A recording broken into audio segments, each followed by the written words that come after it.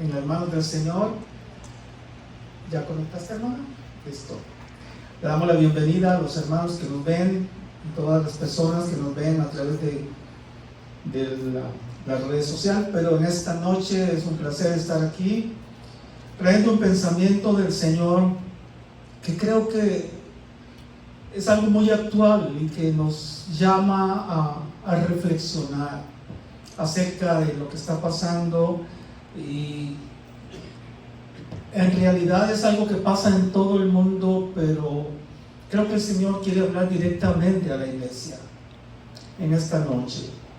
Traemos un título que se llama La amistad con el mundo. Y el Señor me ha estado hablando toda esta semana acerca de eso, y yo esperaba que me lo cambiara, pero no me lo cambió. Así que vamos a hablar acerca de eso, a ver cómo nos lleva el Espíritu Santo a través de algunos pasajes bíblicos y a través de lo que Él ha puesto en mi mente en esta noche acerca de la amistad con el mundo.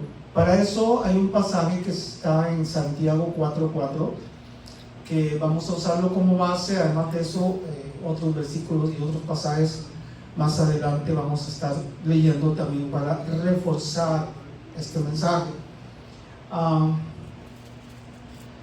Tenemos que entender, hermanos, de que el cristiano ha sido llamado a seguir a Cristo. Bien lo dijo Jesús: el que quiere venir en pos de mí, tome su cruz cada día y sígame. O sea, hemos sido llamados a seguir a Cristo.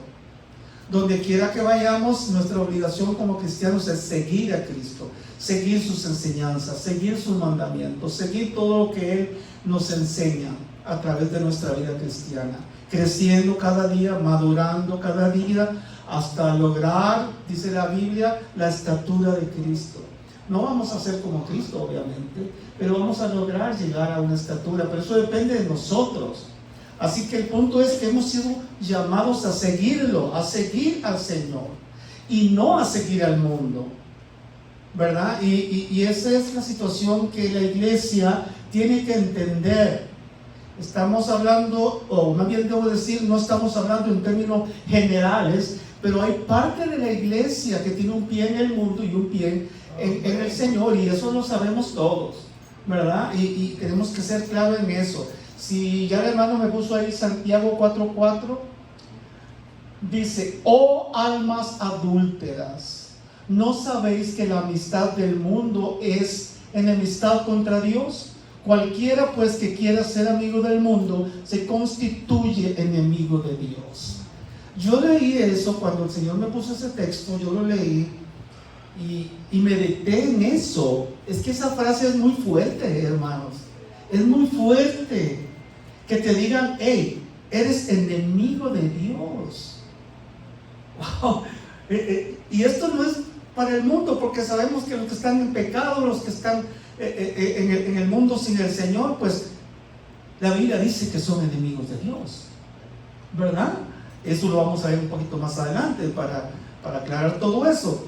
Pero meditaba yo en ese aspecto, en ese pasaje donde dice que si nosotros somos amadores del mundo o tenemos amistad con el mundo, nos convertimos en enemigos de Dios. Y eso es muy fuerte para la iglesia, o sea, y eso llamó mi atención. Todos sabemos la situación actual del mundo y la situación de la iglesia. O sea, la iglesia siempre está en conflicto en cuanto a muchas cosas. ¿Por qué? Porque es una lucha entre el bien y el mal. Es una lucha con el mundo. Sabemos que Satanás es el rey de este mundo y él va a hacer todo lo posible por tumbar abajo la doctrina, por echar abajo la iglesia. Y eso no es de ahora, eso es desde la antigüedad. Vamos también más adelante a enfocarnos un poquito sobre eso. Pero la meta del enemigo es echar abajo, por decirlo así, todo lo que tenga que ver con Dios, ¿verdad? Y esa es la lucha del mundo. Y la iglesia está con esa oposición siempre, luchando contra eso. No nos podemos descuidar y llevar un cristianismo medio tibio. ¿Por qué? Porque el mundo lo va a absorber, el mundo lo va a tumbar. Porque estamos en el reino del mundo, estamos en el reino de Satanás, ¿verdad? Yo oraba con el Señor y también le platiqué un día a mi esposa un día, ¿cómo es tan fácil ver la mano del diablo? Si usted se analiza eso, todo el día lo ves, la maldad por aquí, maldad por allá, esto que el otro, la mano del enemigo anda pero trabajando overtime, todo el tiempo. Amén, que el Señor lo reprenda. Pero ¿cómo cuesta a veces sentir la mano de Dios? Ver la presencia del Espíritu Santo. Hay hermanos cristianos que tienen años y que si analizan su vida se dan cuenta de que no han sentido la presencia del Espíritu por mucho tiempo. Y se congrega y ayuna y hace un montón de cosas para el Señor. Y gloria a Dios por eso. Pero no tienen una experiencia, no tienen una vida con el Señor que puedan sentir su presencia. ¿Por qué? Porque es difícil. Hay que doblar rodillas, hay que convertirse a Dios desde adentro, desde el corazón, no desde afuera. La Biblia dice: este pueblo de labios me adora, pero su corazón está lejos de mí. Y hay mucha gente cristiana así en las iglesias, que en la primera de cambio le dan vuelta a la hoja y se van por el mundo, o sea, van a hacer otras cosas que a Dios no le agradan. ¿Es malo el mundo? No es el malo todo, no todo en el mundo es malo. Lo que está mal es aquello que hacemos en el mundo que desagrada a Dios, que Dios no lo aprueba. Eso se llama adulterio. Mucha gente cree que el adulterio simplemente es darle un desliz, como decían en la mañana, a su pareja. El adulterio que Dios habla es ese del corazón, ese adulterio espiritual, ese adulterio donde le damos la espalda a Dios y lo sustituimos por otras cosas, ¿verdad? Que le llaman adulterio, pero también digan el pecado, porque es lo mismo. Y el pecado nos aparta de Dios. Hermanos, los afanes del mundo, los lujos, el dinero, etcétera, etcétera. Y póngale todo lo que a usted le venga a la mente que el mundo ofrece para apartarnos de la iglesia, para apartarnos del camino correcto del Señor. La humanidad entera hoy en día ha sido contaminada por el mundo. Aún parte de la iglesia está siendo contaminada, está siendo arrastrada por la corriente del mundo. Y a veces no hay oposición, estamos como que muy contentos. Y el peor error de Satanás, o más bien de la iglesia, es que creemos que estamos bien. El peor engaño, el mejor engaño de Satanás es hacerle creer al cristiano que se congrega que está bien, pero en realidad no está bien. Porque decían todo lo que decían ahorita acerca de lo que viene para la iglesia y todo lo. Claro que sí, gloria a Dios, y oramos por eso y esperamos todo eso que el Señor va a hacer con la iglesia, específicamente con esta iglesia. Pero recuerde que la obra de Dios y lo que Dios haga es como una iglesia pura y sin mancha. Es como una iglesia sometida a Dios. ¿Sí? El derramamiento del Espíritu Santo en Pentecostés cayó por la unidad y la oración y un pueblo unido en un solo sentido. Y mientras eso no suceda, que haya una mitad guachihuachi y la otra metida con el Señor, es difícil. Es difícil. Amén. A lo mejor este mensaje no va a ser muy cómodo, muy simpático para muchos, pero gloria a Dios. ¿Qué es la amistad? ¿Qué es la amistad? Me fui al diccionario y la amistad dice, y ponga atención, dice afecto personal. Eso es la amistad. Puro, compartido, que nace y se fortalece con el trato. Esa es la amistad. Si usted hace un amigo por primera vez hoy o ayer, y lo sigue frecuentando, entonces empieza a gastar, para compartir tiempo con él. Por eso dice compartido. Es un afecto personal que empieza usted a compartir con esa nueva amistad que tiene. Y lo comparte, y nace esa amistad, y muy bonita, y gloria a Dios, todo eso, y empieza a fortalecerse. ¿Cómo se fortalece? Con el trato. Eso es en el aspecto personal, con un amigo o una amiga. Pero ¿qué pasa en lo espiritual con el mundo? Es lo mismo, ¿sí? Si empiezas a coquetearle al mundo y hacer las cositas ahí, ¿qué esto? ¿Qué más da? No pasa nada. No me voy al infierno por una cerveza o por esto o por lo que sea. O por ir a Las Vegas o a maquinitas o lo que usted quiera, algo que normalmente lo toman como muy a la ligera, como muy simple. No pasa nada. Pero es que ese es el principio de la amistad con el mundo. Ahí empieza la amistad y dice que se comparte, que nace y se fortalece con el trato.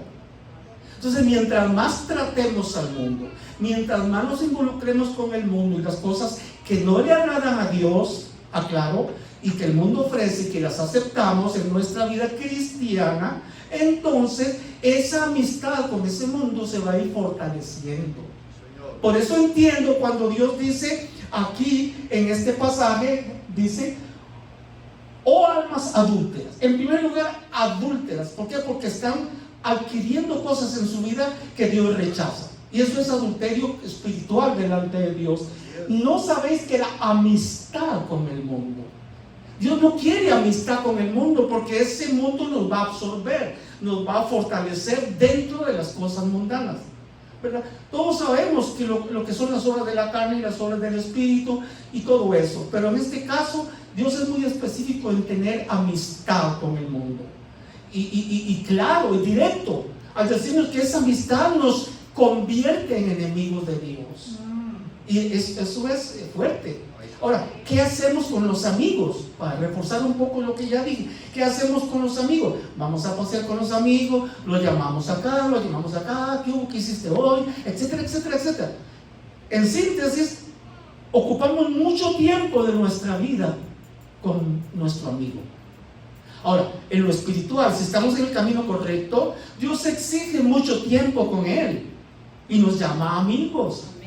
Dios los llama ahora, ya no os llamaré más mis discípulos, sino que os llamaré mis amigos, porque era algo más íntimo, porque eso es perfecto. Pero cuando la amistad no es con Jesús, sino es con el mundo, entonces igual vamos a gastar tiempo y nos va a absorber el tiempo el mundo. Ya pues no hay tiempo para orar, para ayunar, para ir a la iglesia, para ir nada, porque el mundo nos va a absorber poco a poco. Amén. Igual como la relación con nuestro Señor, ¿entiendes? Si no la cultivamos, si no dedicamos tiempo, eso va a ir menguando y va a ir menguando. Y lo que no es de Dios es del diablo. Entonces, tenemos que tomar una decisión como iglesia. Amén. Eso me hablaba el Señor a mí en ese pasaje de Santiago. Cualquiera pues que quiera ser amigo del mundo, porque es una decisión. Yo tengo que querer. Si yo no quiero el mundo, así es, nada puede hacer conmigo. Si yo no quiero, pero no es que, ay, soy cristiano y el Señor me guarda. Sí, todo eso es cierto. Pero la decisión de involucrarte con el mundo, o de irse al pecado, o hacer esto, o de darle la espalda a Dios, es propia. Es nuestra propia decisión, el libre albedrío que tenemos nosotros, libre voluntad para escoger lo bien y el mal. Eso es nuestro. Nosotros decidimos irnos al mundo o quedarnos en la iglesia. Es decisión de cada uno de nosotros. Como les decía, el adulterio espiritual que cometemos a veces es lo que Dios no le agrada. Es toda relación, lo recalco, es toda relación que tengamos con el mundo que es contraria a Dios y sus mandamientos. Vuelvo y repito porque me pueden malentender. No es que todo lo del mundo esté malo. No, porque el mundo Dios lo creó, Dios creó la tierra, toda la creación es hermosísima. Pero hay el mundo que vino el pecado y vino el diablo a contaminar. Esas cosas es lo que Dios no acepta en nuestras vidas. Y a veces como cristianos estamos coqueteando con eso. Coqueteando con eso. Y cuidado con el coqueteo con el mundo, porque no sabemos ni el día ni la hora en que el Rey de Reyes y Señor de Señores vendrá por su iglesia. Y esa iglesia debe estar pura, limpia y sin mancha. Si no, como decía el pastor, no te vistas que no vas, ¿verdad? Es importante que nosotros tomemos en cuenta eso. El mundo contamina a la iglesia. Tenemos que tener claro eso. El mundo contamina a la iglesia. Por eso Dios prohíbe la amistad con el mundo, porque contamina a su iglesia. ¿verdad? No hay que involucrarse con esas cosas. Dice, las comodidades, el lujo, la riqueza, las atracciones, etcétera, etcétera. Todos sabemos lo que el mundo ofrece. Por lo tanto, hay que estar claros en dónde estamos parados nosotros. Y si estamos flaqueando, reconocer. Y si estamos coqueteando con el mundo en alguna cosa, reconocerlo, porque para eso Dios nos dio entendimiento y raciocinio, para entender lo que es mal y lo que no es mal. Y si algo no le agrada a Dios, ¿usted cree que a la altura del cristianismo de cada uno de nosotros o de nuestra madurez espiritual estamos para dudar? ¿Será que es bueno o será que es malo? Hermano, todo el mundo sabe lo que es bueno y lo que es malo, ¿verdad? Aún el que recién convertido tiene conciencia. Él sabe lo que es bien y lo que es mal.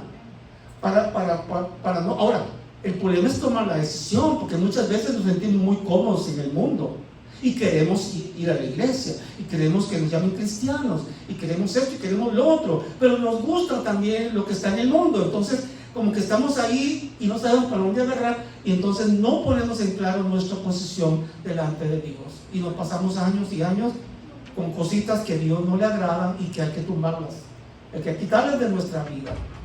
Amén. Denle un aplauso, hermano, para que se estrese usted y yo también. Gloria a Dios. Hermano, si me puede poner por ahí a Romanos 5. Romanos 5, verso 10. También todo esto nos habla acerca de nuestra condición, que se nos olvida de dónde nos sacó el Señor. Se nos olvida. Aquí el Señor nos habla acerca de lo que les decía hace un rato. Porque siendo enemigos, ¿quiénes? Tú y yo. Éramos enemigos de Dios. Éramos enemigos. Porque si siendo enemigos fuimos reconciliados con Dios por la muerte de Jesucristo, de su Hijo, mucho más, estando reconciliados, seremos salvos por su vida. Lo que me llamó la atención fue la primera parte donde dice, porque si siendo enemigos fuimos reconciliados con Dios por Jesucristo. O sea, Dios nos limpió, Dios nos sacó, nos limpió, nos perdonó, nos renovó, todo lo que usted quiera decir, cómo Cristo nos salvó y nos sacó y lo puso donde estamos ahorita. Aleluya. ¿Por qué ir para atrás? Gracias, Señor Jesús. ¿Por qué volver al mundo? ¿Por qué? O sea, recordemos de dónde nos sacó el Señor. Cada uno de nosotros sabe dónde estaba. Cada uno de nosotros tenemos nuestro propio pasado. ¿Quién éramos antes? Ahora, si usted ahorita está peor que antes, pues es un caso único. Porque yo creo que con todo y las pruebas, con todo y las cosas que nos pasan en nuestro diario vivir, nunca se compara mi vida, y hablo a título personal, que la que tenía hace 25 años atrás. Amén. No, para nada, para nada. Yo no quiero volver ahí a hacer lo mismo otra vez. El diablo hizo muchas cosas conmigo. El diablo me arrastró, me tumbó y hizo tantas cosas, y yo contento, creyendo que era muy feliz. Pues no había entendido el concepto de la felicidad, ¿verdad? Y ¿por qué volver atrás? ¿Por qué volver atrás? Antes de conocer a Cristo éramos enemigos de Dios. ¿Por qué ahora, después de haber sido limpiados, volveremos al mundo? Vaya a segunda de Pedro, hermano, del 21 al 22, para enfatizar un poquito en esto. Segunda de Pedro, bueno, no puse el capítulo, no me acuerdo. Segunda de Pedro, ¿Qué dice? es verso 21 y 22, pero ok, vamos a dejarlo ahí pendiente, si alguien me encuentra me lo dice. El 2, ok, ponlo a ver y yo le digo, hermano. Anoté todo menos el capítulo. Gloria a Dios. Ok, vamos a seguir leyendo ahí. Porque mejor le hubiera sido no haber conocido el camino de la justicia, que después de haber conocido volverse atrás del santo mandamiento que les fue dado. Dame el 22. Capítulo 2. Sí, dame el 22. Pero les ha acontecido lo del verdadero proverbio: el perro vuelve a su vómito y la puerca lavada a revolcarse en el cielo. O sea, qué fuerte que nos dice, ¿verdad? Que Pedro le dice a la comunidad de esa época, pero pues nos cae como anillo al dedo a nosotros. Sí, para los que todavía andan buscando, si es segunda de Pedro capítulo 2, verso 21 y 22. Vuelve atrás, hermano, al 21 para volverlo a leer. Dice, porque mejor les hubiera sido no haber conocido el camino de la justicia. Ok, en otras palabras, mejor les hubiera servido no haber conocido a Cristo y no haber nacido de nuevo. Mejor hubiera servido eso, que después de haberlo conocido, después de venir a la iglesia, después de ser cristianos, después de profesar tantas cosas, después de ver la mano de Dios en nuestras vidas, después de ver milagros, de tantas cosas, ahora resulta volverse atrás del santo mandamiento que les fue dado. Pero les ha acontecido lo del verdadero proverbio, ¿no? El perro vuelve a su vómito y la puerca lavada a revolcarse en el cielo. Volver atrás, volver al mundo. Wow. Ahora somos amigos de Cristo. Amén. ¿Cómo vamos a volvernos atrás y volvernos a hacernos enemigos de Dios? No, esto es el suicidio completo, hermanos. Así que no, yo sé que ninguno de aquí va a hacer eso. Es para los que nos están viendo por video. Gloria al Señor. Vaya conmigo a Jeremías 6:16. Jeremías 6:16. Vamos a analizar también este pasaje. Dice, así dijo Jehová: paraos en los caminos y mirad y preguntad por las sendas antiguas, cuál sea el buen camino, y andad por él, y hallaréis descanso para vuestra alma. Mas dijeron, no andaremos. Hasta ahí. Más adelante vamos a ahondar un poquito más en ese pasaje de Jeremías, pero por el momento vamos a dejarlos ahí. Dice, paraos en los caminos y mirad y preguntad por las sendas antiguas, cuál sea el buen camino, y andad en él. La iglesia ha sido llamada a regresar, porque la palabra es clara, a regresar a la senda antigua.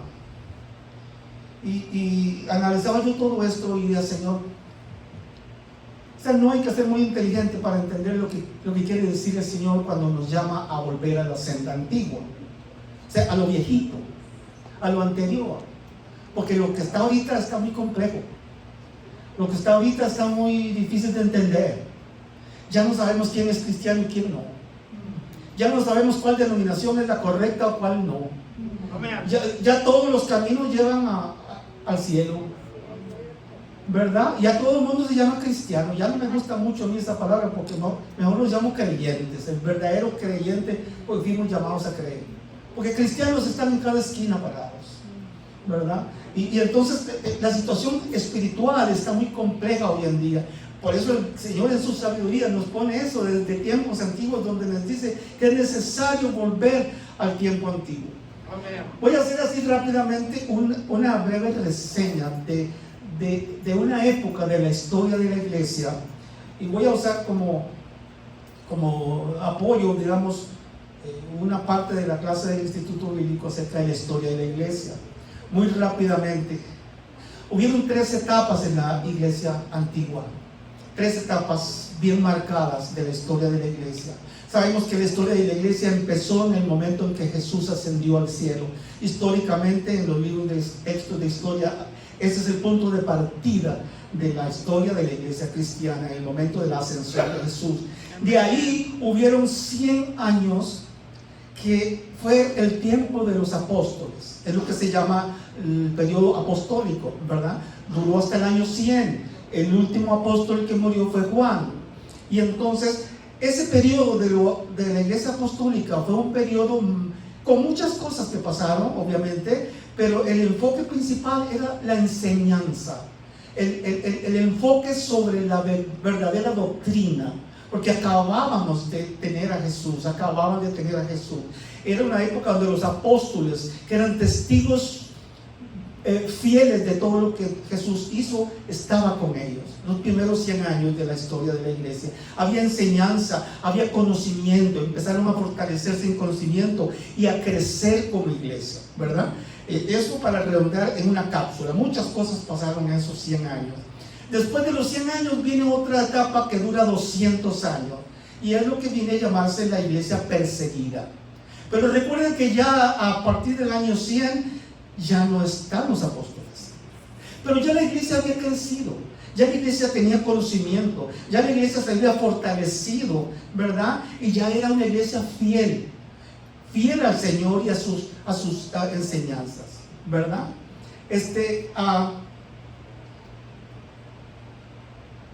Los conceptos principales de la doctrina, que es lo que se basa, lo que dice Jeremías, volver a la senda antigua, la doctrina original, que no era contaminada por el hombre ni por el mundo. Esa doctrina salida reciente de la boca de Cristo y de los apóstoles en los primeros 100 años. Esa doctrina original es la que se contaminó por el mundo. Por eso Dios no quiere que seamos amigos del mundo, porque nos convertimos en enemigos de Él. La doctrina original apostólica enseñada por Jesús tenía 3 aspectos fundamentales. Dentro de muchos otros tenía 3 aspectos fundamentales. El primero era que Cristo era el Mesías. Eso era la doctrina de los apóstoles. Vuelvo y repito, dentro de muchas otras cosas, pero en eso basaban ellos lo que decían. Eso es lo que la historia dice. El segundo aspecto era que Cristo murió y resucitó. Eran 3 verdades. Y la tercera verdad es que Cristo volvería por su iglesia. Aleluya. En esos 3 aspectos se basaba la doctrina apostólica de los primeros 100 años. Jesús era el Mesías esperado por Dios. Cristo murió en la cruz y resucitó al tercer día, y que volverá por su iglesia. Alrededor de esos 3 conceptos giraba toda la doctrina apostólica. Y esa era la doctrina, esa era la senda antigua. Eso es la verdad, una doctrina pura, sin mancha, sin contaminación, sin alteraciones, sin doctrinas, sin religiones, sin nada.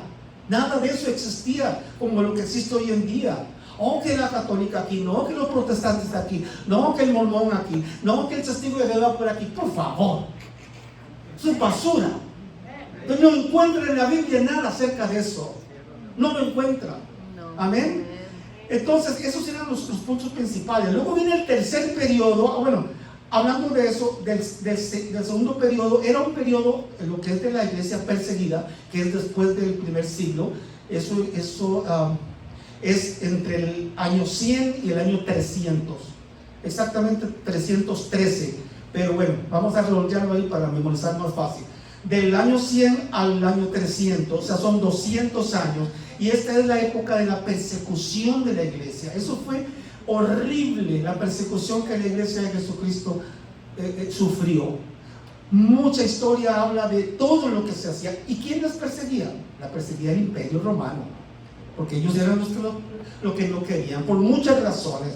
Hubo prueba, pero esta iglesia aguantó, sufrió la prueba, porque ya había tenido un crecimiento en el primer siglo acerca de lo que tenían que creer en realidad, y una fe fortalecida. Esta gente se reunía en cavernas, en cuevas, y solo de noche huían, y los que simplemente no podían huir los agarraban, sufrían el martirio. Los mataban, los colgaban, los ponían como antorchas en los estadios, estos coliseos romanos. Hacían tantas barbaridades con los pobres cristianos.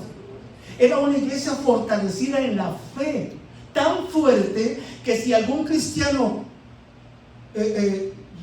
ya les dije, me mencionaba que era cristiano, lo mataban simplemente.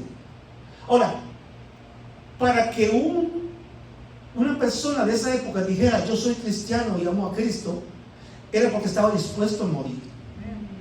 Era porque estaba dispuesto a morir. Porque decir soy cristiano era pena de muerte, ¿verdad? Entonces, esa fe y esa fidelidad a Jesús, a la senda antigua, a la doctrina original, a la doctrina sana, esa fe era muy, muy fuerte en esa época, ¿verdad? Fieles a Jesucristo, fortalecidos en la fe y creciendo y creciendo y creciendo, porque ese fue el periodo de 200 años donde la iglesia se expandió de una manera tremenda. Después de lo que todo Pablo hizo, los últimos tres apóstoles fueron Pablo, Pedro y últimamente Juan. Esa expansión de los gentiles que hizo Pablo y Pedro también, motivó a que esa iglesia creciera y creciera y creciera tanto en la fe. Entonces, no puedo quedarme mucho ahí porque serían 2 horas hablando de lo que les pasó a esta iglesia en esos 200 años. Pero el punto que quiero llegar es que había una iglesia fuerte que creía en la verdad y fiel al Señor, ¿verdad? 200 años, ¿verdad? Luego, ¿qué sucede, hermanos? Viene el otro periodo que es del año 300 hasta el año 1500. O sea, estamos hablando de alrededor de 1200 años. Y lo que se conoce en la historia como la época medieval. Ok, pues no quiero entrar mucho ahí. Ese tercer periodo se llama Iglesia Imperial. Y ya ustedes se pueden imaginar al llamarse imperial. Hay muchos aquí que se graduaron del instituto y saben eso de memoria, se acuerdan todas las clases del hermano Lindo perfectamente. Esa iglesia imperial, ¿qué sucede, hermano? ¿Qué sucedió?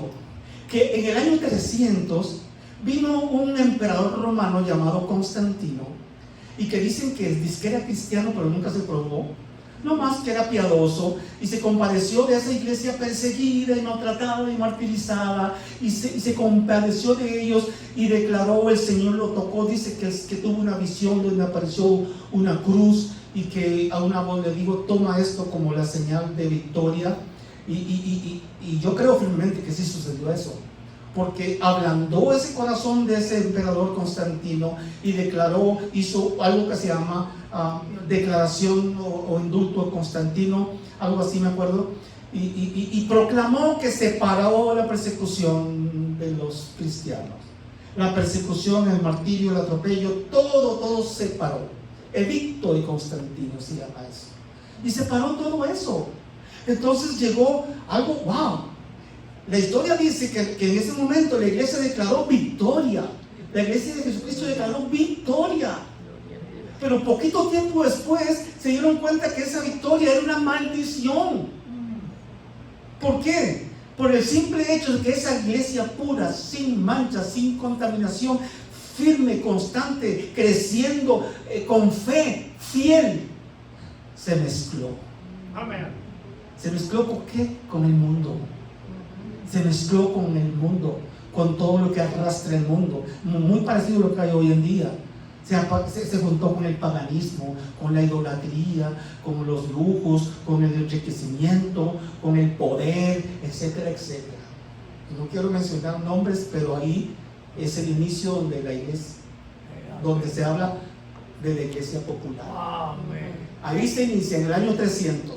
Ok, entonces, pero esa es la característica de la iglesia. Ese año 300 fue crucial, no fue victoria, fue victoria en el sentido que, ok, ya no nos matan más, ya no nos cuelgan más en el Coliseo Romano, ya no nos usan como antorchas, pero entró una decadencia, hermanos, moral, una decadencia, una corrupción dentro de la misma iglesia, una inmoralidad, vuelvo y repito, se mezcló el paganismo porque la adoptaron. Constantino adoptó la iglesia primitiva como la iglesia oficial del Imperio Romano en el año 313, ¿verdad? Entonces, ¿qué pasa? Que al aceptarla empezó a formar parte del Estado, parte con el gobierno, parte con el mundo, así de simple, y empezó a absorber el paganismo, empezó a absorber, a poner sus ojos en el materialismo. Y todo esto lo hago con el intento o con el enfoque, hermanos, de que veamos el peligro de que la iglesia se mezcle con el mundo, porque el mundo, dije al principio, contamina la iglesia. El mundo contamina la iglesia. Ese es el propósito de Satanás. Mire, me di al lujo, a la idea de traer un texto cortito de así se voy a ocupar mis lentes, fíjese usted. un texto cortito de lo que habla el libro de texto que usamos en el Instituto Bíblico, que es de este Jesse Littman, pero es un que habla en una cápsula de lo que estaba pasando en ese momento.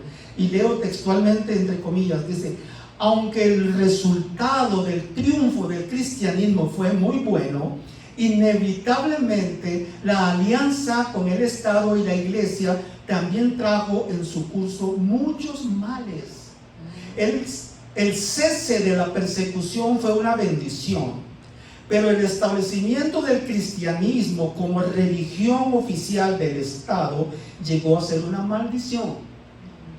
Todos procuraban ser miembros de la iglesia y casi todos los recibían, tanto los buenos como los malos, los que sinceramente buscaban a Dios y los hipócritas que procuraban ganancia personal se apresuraban a ingresar en la Santa Comunión. Cualquier coincidencia con hoy en día, pues, ¿verdad? Hombres mundanos, ambiciosos, sin escrúpulos, buscaban puestos en la iglesia para obtener influencia social y política.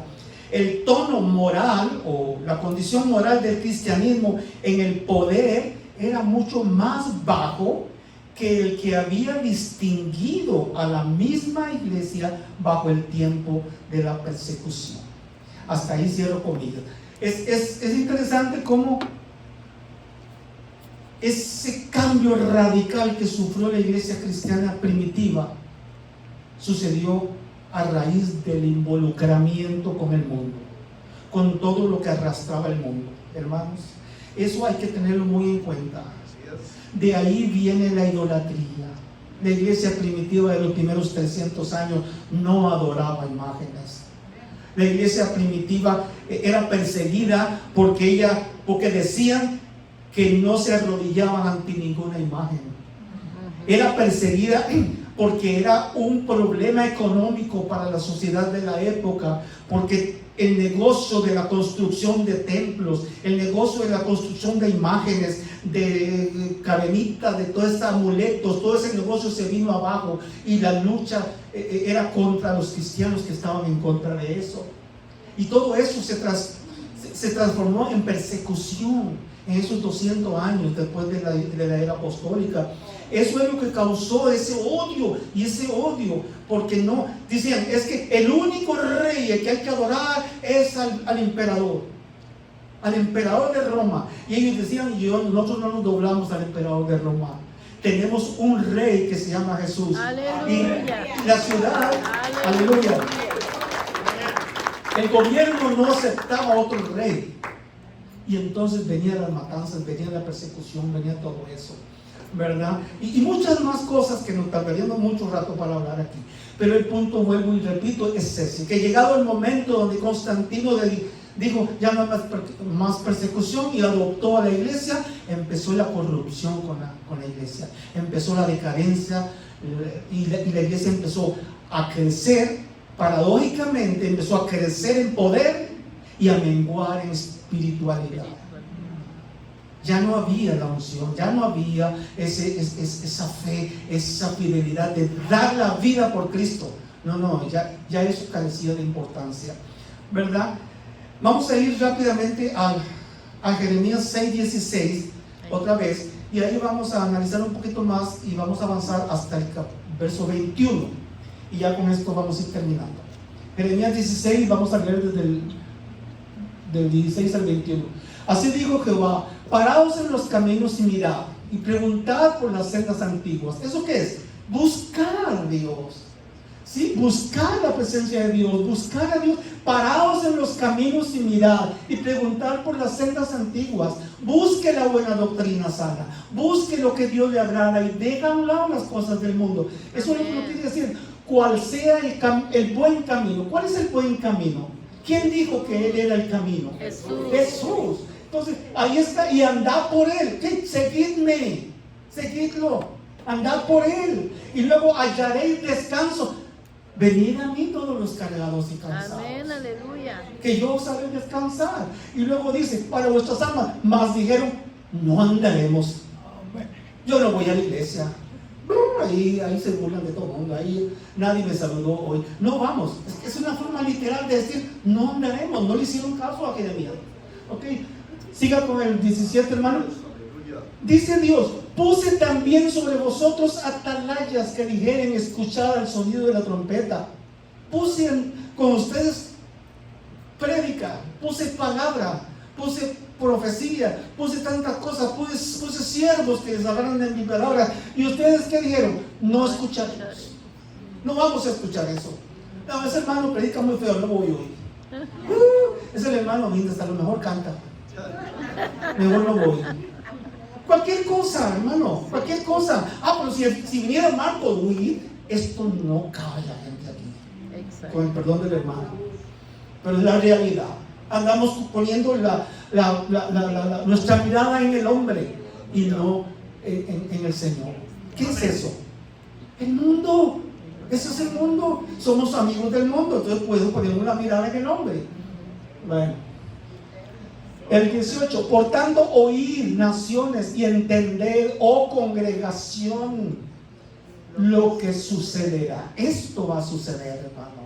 Esto va a suceder. 19. Oye, tierra, he aquí yo traigo mal sobre este pueblo, el fruto de sus pensamientos. O sea, lo que pensamos, lo que hacemos, cómo desarrollamos nuestra vida cristiana. Esto es el fruto, pensamientos, porque no escucharon mis palabras y aborrecieron mi ley. El que sigue, ¿para qué a mí este incienso de Sabá y la buena caña olorosa de tierra lejana? ¿Para qué todo eso? Dice el Señor. En otra parte dice, creo que es Isaías, no recuerdo bien, dice, me son abominación todos los carneros y la sangre. Si hay desobediencia, si no me están honrando como tiene que ser. Dice, ¿para qué a mí ese incienso de Sabá y la buena caña olorosa de tierra lejana?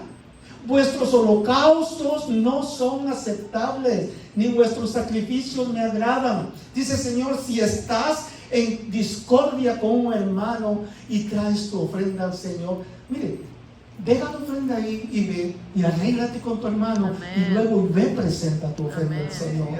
O sea, ¿para qué llegar aquí a levantar la mano, Señor, te amo, si tenemos una cola que nos maja todo el mundo? No se me molesten, hermanos. No me molesten, pues si no me lo pone, que lo diga y yo lo voy a decir. Vuestros holocaustos no son aceptables. Muchas veces estamos creyendo que estamos agradando a Dios con nuestra vida y no. Hay que hacerse un examen de conciencia, como dice Pablo, renovar nuestra mente día a día, para hacer lo correcto, para buscar la voluntad de Dios. Denle un aplauso al Señor de verdad.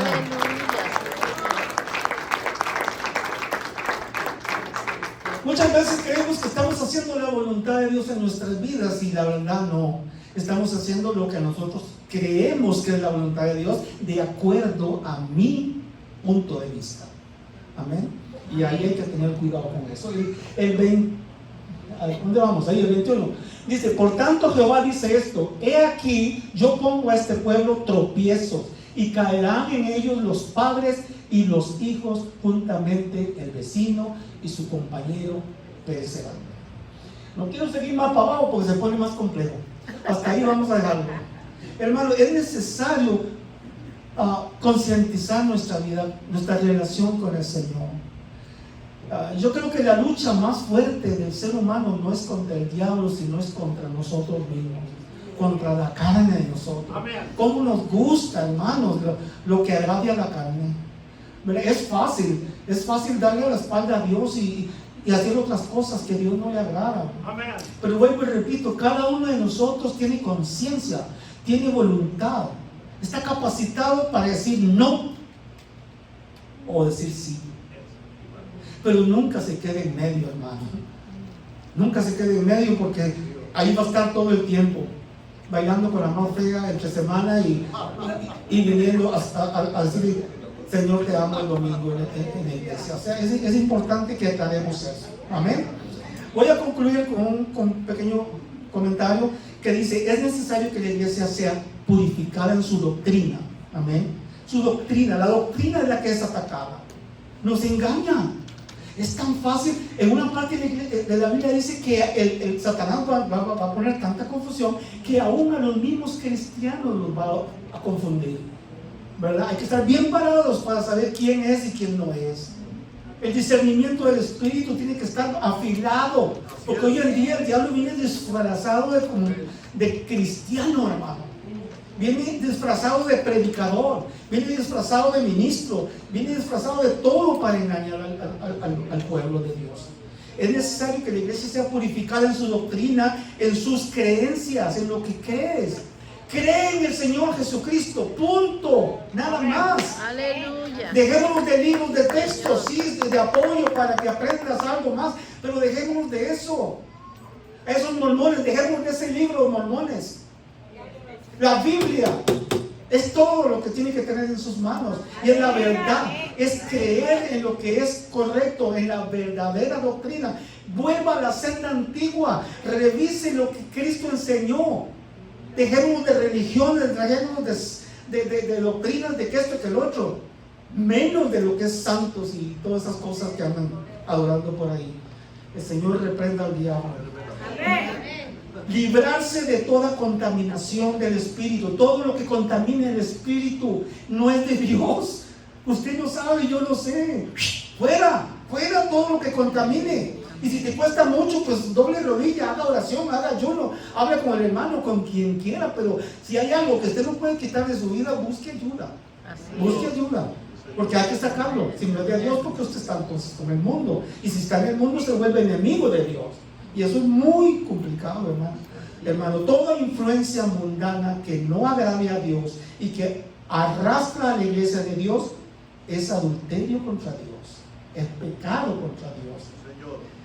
Finalmente, debemos acercarnos a Dios, a su palabra, y adquirir el conocimiento, porque la Biblia dice que mi pueblo perece porque le falta conocimiento. Si usted no sabe lo que tiene que hacer, ¿cómo lo va a hacer? Si usted no sabe lo que Dios quiere que usted haga, ¿cómo lo vas a hacer? Es necesario que sepa usted la voluntad de Dios, y solo en este libro vas a encontrar la voluntad de Dios, ¿verdad? Entonces es necesario eso, adquirir el conocimiento que nos permita no caer en las trampas, lo que decía, el discernimiento del espíritu, saber cuando es el diablo que está en medio del asunto y mandarlo por un tubo, porque eso es lo que hay que hacer con el diablo, ¿verdad? No caer en las trampas y los engaños de Satanás y los engaños de este mundo que es gobernado por Satanás. Recordemos que nosotros no somos de este mundo. Estamos aquí, pero no somos de este mundo. Así es. Y aquí no nos vamos hasta que Dios quiera. Jesús oró al Padre y le dijo: Padre, no te pido que los apartes del mundo, sino que los guardes del mal. Amén. Hasta aquí, hermanos. Dios los bendiga.